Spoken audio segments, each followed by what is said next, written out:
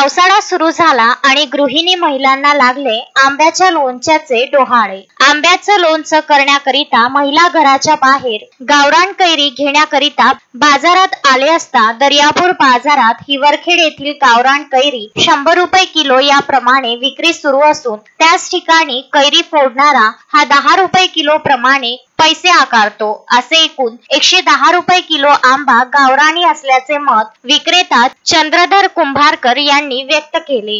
गेल्या 2 दिवसापासून तालुक्यातल्या महिलांची या हिवरखेडच्या कैरीला पसंती असून महिला एकच गर्दी करताना चौकात दिसत आहेत। यावर्षी आंब्याचे लोणचं करणं गृहिणीच्या डोळ्यात पाणी आणणारं आहे, असं मत सामाजिक कार्यकर्त्या हरिणा फाउंडेशनच्या समन्वयिका जयश्री चव्हाण यांनी व्यक्त केले। एवढेच नाही तर यावर्षी कैरी कमी असल्यामुळे कोणतीही गावरानी आंबा हा पाहावयास मिळत नाही। त्यामुळे दुसऱ्या जिल्ह्यातील कैरीला अधिक महत्त्व आले असून 60 रुपये किलो ते 100 रुपये किलो पर्यंत या कैरीचे पैसे मोजावे लागतात। नंतर कैरी फोडण्याचे 10 ते 15 रुपये किलो प्रमाणे व त्यानंतर सर्व प्रकारचा मसाला घेऊन गावरान आंब्याचे लोणचं तयार करणे आता साधे किंवा सोपे नाही, असेही जयश्री चव्हाण म्हणाल्या।